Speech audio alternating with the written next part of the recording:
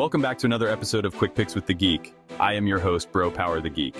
Next up, we got Kelvin Gastelum versus Joe Pyfer. Kelvin Gastelum, a man who's been in the UFC so long, his debut was probably sponsored by Blockbuster. And Joe Bodybags Pyfer, a man whose nickname sounds like a horror movie villain and a morgue intern teamed up for a startup. One's fighting for relevance, the other's fighting for a highlight reel, and only one of them might get what they want. Let's break it down. Kelvin Gastelum first up. Kelvin Gastelum comes in as a plus 375 underdog with a record of 19-9. And if that record feels like it's been around forever, that's because it has. This man's UFC career has lasted through multiple eras. The Reebok era, the Venom era, and the weight Kelvin still ranked era. He's scrappy, tough as nails, and probably allergic to easy fights. The dude fought Adesanya in one of the greatest wars in middleweight history and somehow walked it off like it was just Tuesday. Kelvin's got fast hands, solid wrestling, and a chin that's been tested more than your internet connection during a storm. But recently he's been flip-flopping between weight classes like he's trying to unlock a cheat code. His last few performances have been, well, inconsistent. One moment he looks like a title contender, the next he looks like he just wandered in from a food truck festival.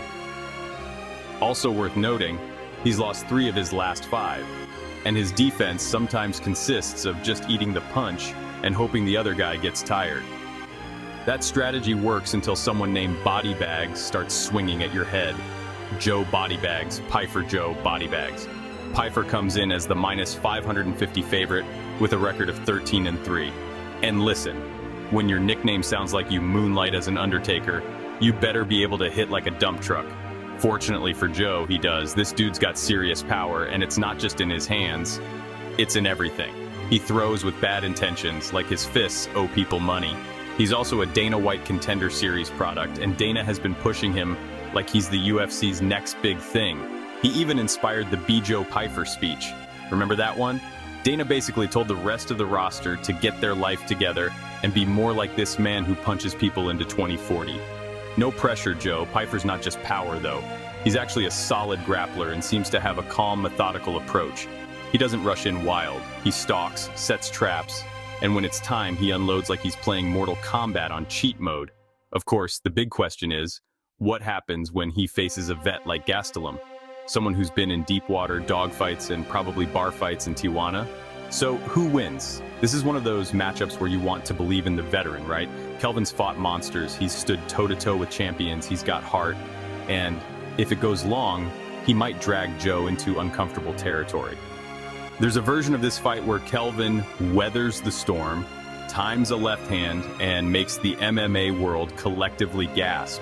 But the problem is, that version of Kelvin Gastelum hasn't been showing up lately.